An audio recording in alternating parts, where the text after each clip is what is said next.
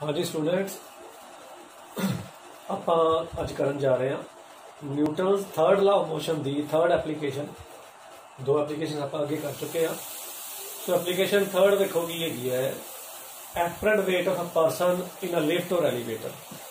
Lift या elevator की ਹੁੰਦੀ ਹੈ ਜਿਹੜੀ ਸੀੜੀਆਂ ਥਾਂ ਤੇ ਆਪਾਂ ਯੂਜ਼ ਕਰਦੇ ਹਾਂ, ਠੀਕ ਹੈ। ਸੋ ਉਹਦੇ ਵਿੱਚ ਪਰਸਨ ਦਾ ਐਪਰੈਂਟ weight ਦੇਖੋ ਕੀ ਹੁੰਦਾ ਹੈ।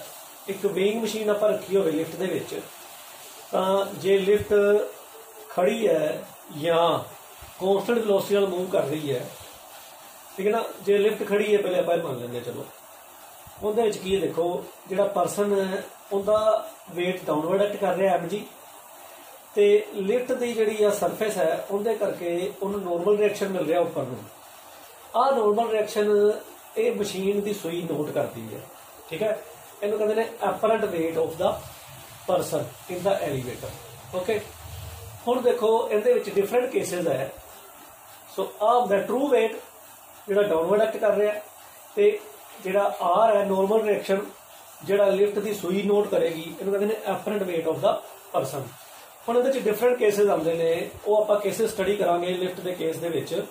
और वेरियस केसेस की ने देखो, पहला केस है when the lift is at rest और मूविंग विद कांस्टेंट वेलोसिटी, ठीक है। वो आप वाला केस है जिथे ए इक्वल टू 0 लिखता आप, ठीक है। ए इक्वल टू 0 का मतलब आ गया कि लिफ्ट रेस्ट है या कांस्टेंट वेलोसिटी में मूव कर रही है, ठीक है। So when the lift is at rest और moving with constant velocity then the acceleration is 0, okay. Acceleration 0 है। एक्सेलरेशन 0 जो होएगी उस केस देखो ना उपर नूं ते ना थल्ले नूं मूव कर रही है लिफ्ट। इहदा मतलब है कि लिफ्ट दी नैट फोर्स ना उपर लग रही है ना थल्ले लग रही है, भावें ये 0 खड़ी है भावें कांस्टेंट वेलोसिटी में मूव कर रही। कांस्टेंट वेलोसिटी का मतलब है एक्सेलरेशन 0 है। जे एक्सेलरेशन नहीं हैगी तो नैट फोर्स नहीं हैगी, ठीक है ना उपर नूं फोर्स लग रही है ना थल्ले नूं फोर्स लग रही है, तो जो इहदा एक्चुअल वेट है उही इहदा एपरेंट वेट होएगा। मतलब जो एक्चुअल वेट है उही मशीन रिकॉर्ड करेगी। तो आप कहेंगे R is equal to M G in this case because no net force is acting on the person in this particular case. तो देखो आप इस केस में की लिख सकते हैं, apparent weight of the person equal to true weight of the person when A equal to 0। So आप देखा कि एक्सेलरेशन लिफ्ट की 0 है इस पर्टिकुलर केस जो एक्सेलरेशन 0 है तो उहदे ते कोई नैट फोर्स नहीं लग रही, कोई नैट फोर्स नहीं लग रही। इस करके जिहड़ा एक्चुअल वेट होंदा ट्रू वेट है उही नॉर्मल रिएक्शन के बराबर है जिहड़ा मशीन रिकॉर्ड करेगी। तो आप कहांगे apparent weight of the person equal to the true weight of the person when A equal to 0। ਹੁਣ ਆਪਾਂ दूसरा केस ਇਹਦੇ ਚ ਕਰਾਂਗੇ। हाँ जी देखो सैकेंड केस ਆਪਾਂ ਕਰਨ ਲੱਗੇ ਹਾਂ ਜਦੋਂ ਲਿਫਟ ਉੱਪਰ ਨੂੰ ਐਕਸਲਰੇਟ ਹੋ ਰਹੀ ਹੈ, ठीक है। ਹੁਣ ਐਕਸਲਰੇਸ਼ਨ ਉੱਪਰ ਨੂੰ ਹੈ, ਆ ए ਦੀ ਵੈਲਿਊ ਆਪਾਂ ਉੱਪਰ ਨੂੰ ਸ਼ੋ ਕੀਤੀ ਹੈ। ਤਾਂ ਉਸ ਕੇਸ ਦੇਖੋ ਕੀ ਹੁੰਦਾ ਹੈ, ਲਿਫਟ ਜਦੋਂ ਉੱਪਰ ਨੂੰ ਐਕਸਲਰੇਟ ਹੋ ਰਹੀ ਹੈ ਤਾਂ ਆਪਣਾ ਜਿਹੜਾ ਪਰਸਨ ਜਿਹੜਾ ਲਿਫਟ ਦੇ ਵਿੱਚ ਇਹ ਵੀ ਐਕਸਲਰੇਸ਼ਨ ए ਨਾਲ ਉੱਪਰ ਨੂੰ ਮੂਵ ਕਰ ਰਿਹਾ। ਸੋ ਇਹ ਵੀ ਉੱਪਰ ਨੂੰ ਮੂਵ ਕਰ ਰਿਹਾ। ਤਾਂ ਹੁਣ ਦੇਖੋ ਕਿਉਂਕਿ ਇੱਥੇ ਐਕਸਲਰੇਸ਼ਨ ਆ ਗਈ ਤੇ ਅਪਵਰਡ ਨੈਟ ਮੋਸ਼ਨ ਆ ਗਈ, ਤਾਂ ਆਪਣੇ ਕੋਲ ਉੱਪਰ ਨੂੰ ਲੱਗ ਰਹੀ ਫੋਰਸ ਜਿਹੜੀ ਹੈ ਉਹ ਕਿੰਨੇ ਬਰਾਬਰ ਹੋਏਗੀ। ਆਪਾਂ ਇਹਨਾਂ ਦੋਨਾਂ ਦੀ ਗੱਲ ਕਰਾਂਗੇ ਤੇ ਆਪਾਂ ਕਹਾਂਗੇ ਕਿ ਜਿਹੜਾ ਨੋਰਮਲ ਰਿਐਕਸ਼ਨ ਹੈ ਉਹ weight ਆਫ ਦਾ ਪਰਸਨ ਨੂੰ ਡੋਮੀਨੇਟ ਕਰਕੇ ਇਹਨੂੰ ਉੱਪਰ ਨੂੰ ਲੈ ਗਿਆ, ਠੀਕ ਹੈ। ਸੋ ਜਿਹੜੀ ਅਪਵਰਡ ਫੋਰਸ ਹੈ ਉਹ r ਮਾਈਨਸ mg ਹੋ ਜਾਏਗੀ, ਠੀਕ ਹੈ। ਤੇ ਕਿਉਂਕਿ ਐਕਸਲਰੇਸ਼ਨ ਇਹ ਲੱਗ ਰਹੀ ਹੈ, ਪਰਸਨ ਦਾ ਮਾਸ m ਹੈ, ਤੇ ਆਪਾਂ ਕਹਾਂਗੇ but F is equal to ma, ठीक है। ये मास इंटू एक्सेलरेशन के बराबर होंगी है, इनू पुट कर दिए इत्थे ते अपने कोल ma is equal to r minus mg आ जाएगी, ठीक है। सो आपां r जिहड़ा नॉर्मल रिएक्शन है उही ये मशीन नोट करेगी, उनकी वैल्यू कैलकुलेट करनी कितनी आएगी। इनू mg नूं उधर ले जाइए तो r अपने कोल कितना आ गया, देखो mg माइनस उधर जाके प्लस का हो जाएगा, तो उधर mg पॉजिटिव प्लस ma तो अपने को आर की वैल्यू कितनी आ गई एम जी प्लस ए, ठीक है। हुण जी प्लस ए आ गया, इनका मतलब नॉर्मल रिएक्शन जिहड़ा है वो पहले नालों वध गया, पहले एम जी के बराबर सीगा। सो आप कहांगे कि जिहड़ा एपरेंट वेट है वो एम जी नालों वध है, इनका मतलब ट्रू वेट नालों वध गया। So the apparent weight of the person is greater than the true weight of the person. हाँ जी देखो, सो जो लिफ्ट एक्सेलरेशन ए नाल उपर नूं जा रही है ਤਾਂ ਜਿਹੜਾ apparent weight of the person है वो true weight ਨਾਲੋਂ ज़्यादा आएगा। ठीक है, सो ਆਪਾਂ ਕੀ ਲਿਖਤਾ, so when the lift is moving upward, the apparent weight of the person is greater than the true weight of the person when the lift moves upward with an acceleration। okay, हाँ जी, third case है when the lift is moving downwards with an acceleration। अब देखो acceleration ए नाल lift जिहड़ी है वो थल्ले नूं आ रही है। ठीक है, सो जो लिफ्ट थल्ले नूं आ रही है तो परसन ते भी थल्ले नूं एक्सेलरेशन ए लगेगी। जो थल्ले नूं एक्सेलरेशन ए लग रही है तो आपां इस सिस्टम की गल करिए तो मास एम ते जी, सो वेट ऑफ द परसन जिहड़ा एम जी है ये डाउनवर्ड मूव कर रहा विद एन एक्सेलरेशन ए। सो इहदे विच आपां कहांगे कि ए डोमीनेट कर गया इहदे तो अपने को net force g downward act कर रही होगी तो आप लिखांगे, देखो, so the net force of the person acting in the downward direction and is given by F is equal to M G minus R आ जाएगा। ठीक है, और एम जी डोमीनेट कर गया आर तो। ठीक है, so M G minus R value जी है वो नैट फोर्स डाउनवर्ड आ गई। हुण जी क्योंकि वेट उनका मास परसन का एम है तो बट आप लिखांगे जी एफ फोर्स लग रही है वो एम ए के बराबर है, लग थले नूं रही है। आप इत्थे इहनूं एम ए पुट कर दीए, M A is equal to M G minus R आ गया। हुण आर की वैल्यू आप कैलकुलेट करनी है, जिहड़ा इस मशीन ने कैलकुलेट करनी है। ठीक है, आप इस एरो हैड नाल भी शो कर रहे हैं कि पहले फस्ट केस एरो इत्थे सीगा, सैकेंड केस एरो आप इत्थे दिखाया, थर्ड केस आप एरो इत्थे दिखा रहे भी पिछे चला गया। उनके एक्चुअल वेट नालों घट वेट आएगा वो आप देख रहे हैं। देखो आर की वैल्यू, आर उधर ले जाइए, एम ए उधर ले आइए, R is equal to M G minus M A.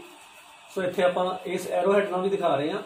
First case arrow इत्थे सीगा, सैकेंड च जो वध गया इत्थे दिखाया आप, थर्ड च आप घट गया, और देखो आ घट गया, M G minus M A आ गया। मतलब आर जिहड़ा एपरेंट वेट है ये घट आ रहा। देखो की है, R is equal to M G minus A. ठीक है, so R is less than M G. ठीक है, R is less than M G, इसका मतलब जिहड़ा apparent weight of the person है that is less than the true weight of the person when the lift is moving downward with an acceleration a। ਹੁਣ देखो fourth case है when the lift falls freely। ਹੁਣ lift freely fall कर रही है, आ जी week machine है इहदे विच जिहड़ी एक्सेलरेशन है इहदी जी के बराबर होगी। जो फ्रीली फॉल कोई चीज़ करती है वो धरती वाल डिगती है तो वो एक्सेलरेशन ड्यू टू ग्रैविटी नाल डिगती है, जिसकी वैल्यू आप जी नाल लिखते हैं। तो उस केस के जी नैट डाउनवर्ड फोर्स है then F is equal to mg minus R. ठीक है, डाउनवर्ड मूव कर रही है। ठीक है ना, देखो डाउनवर्ड मूव करेगी तो इस पासे मूव करेगी थले नूं, तो इहदी जिहड़ी एम जी डोमीनेट करेगा आर नालों, F equal to M G minus R आएगा। बट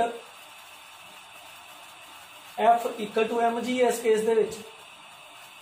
ठीक है ना, क्योंकि ए इक्वल टू जी है, एफ एम जी के बराबर हो गया। इन्हू पुट करांगे इत्थे ते अपने को आ जाएगा M G is equal to M G minus are.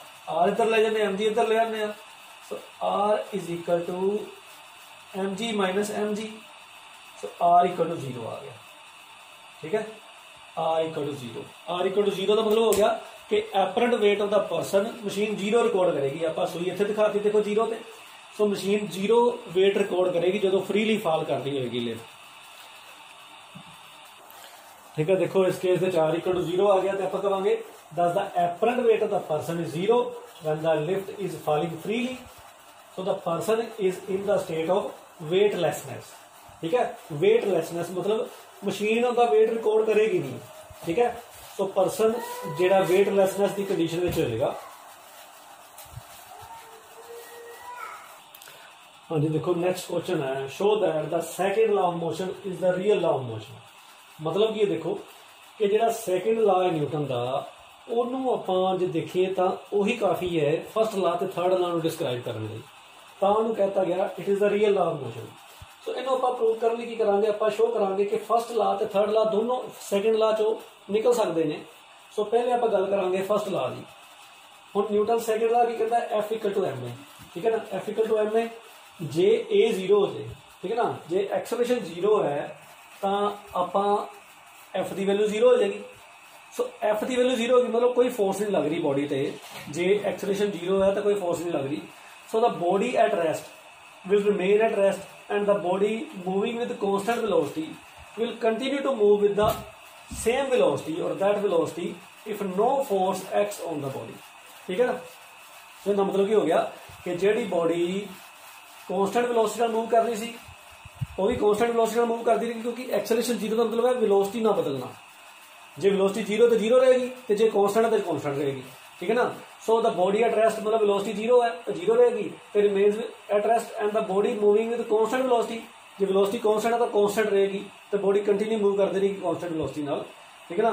तो वो फर्स्ट लॉ की स्टेटमेंट बन गई। ठीक है ना। सो this is the statement of the Newton first law of motion. So Newton first law is contained in the second law.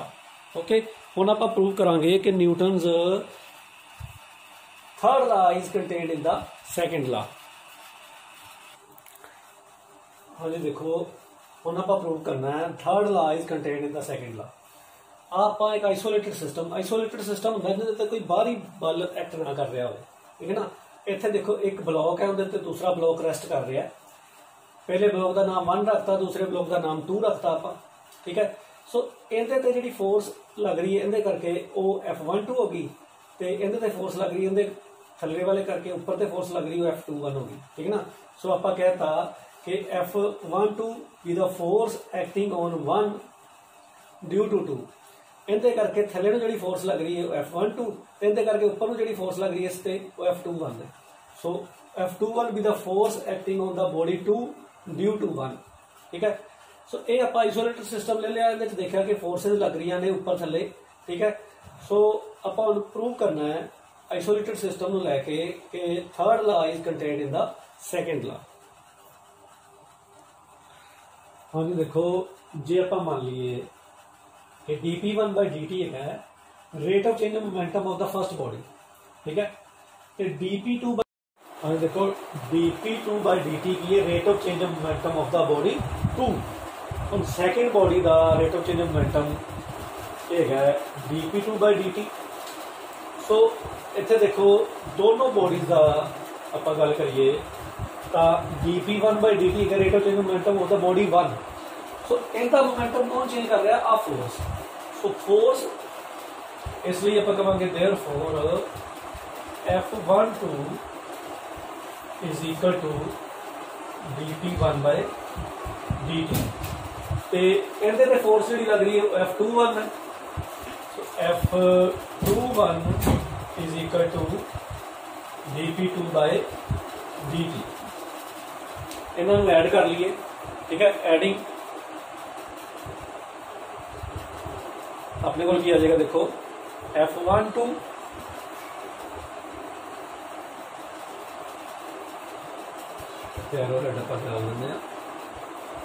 ठीक है। So F12 plus F21 is equal to dp1/dt plus dp2/dt। Okay, अब देखो ए जड़ा F12 plus F21 एक ही बन जाएगा d/dt of P1 plus P2। ठीक है। इन्हों आप इस तरह लिख लेंगे क्योंकि d/dt P1 का भी है तो d/dt P2 का भी, तो इस तरह आप लिख रहे हैं। ठीक है। हम देखो आइसोलेटेड सिस्टम से कोई एक्सटर्नल फोर्स एक्ट नहीं करती, so total force acting on the system 0 होगी फिर।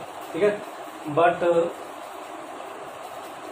हम देखो कि ये आइसोलेटेड सिस्टम है तो जिहड़ा मोमेंटम चेंज नहीं हो रहा, टोटल मोमेंटम जिहड़ा सिस्टम का कोई चेंज नहीं हो रहा। आप कहांगे कि इस सिस्टम का momentum P1 plus P2 total momentum है। ठीक है। ठीक है ना। P1 P2 टोटल मोमेंटम है क्योंकि इहदे ते एक्सटर्नल फोर्स एक्ट नहीं कर रही, तो एक्सटर्नल फोर्स एक्ट नहीं कर रही इहदा मतलब है कि टोटल मोमेंटम जिहड़ा चेंज हो रहा वो 0 है। ठीक है ना। But as no external force is acting on the system,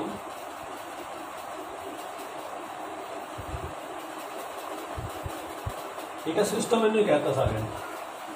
so P1 plus P2, ठीक है ना, rate of change of momentum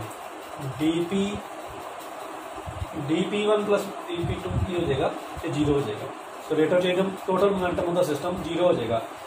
hence F12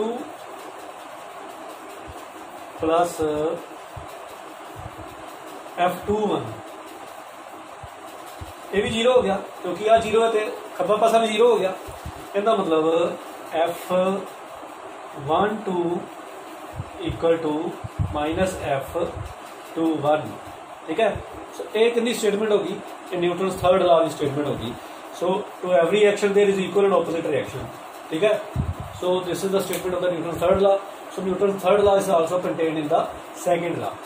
so that's why we can say that second law is the real law of motion, ठीक है। first and third law both are contained in the second law, so the second law is the real law of motion। so आ चीज जी आप prove की which is the Newton's third law of motion। so Newton's third law is contained in the second law of motion and hence second law is the real law of motion। first law आप already कर चुके हैं कि contain है second law दे विच, ठीक है ना। second law contains Newton's first law also and Newton's third law also, that's why it is the real law of motion।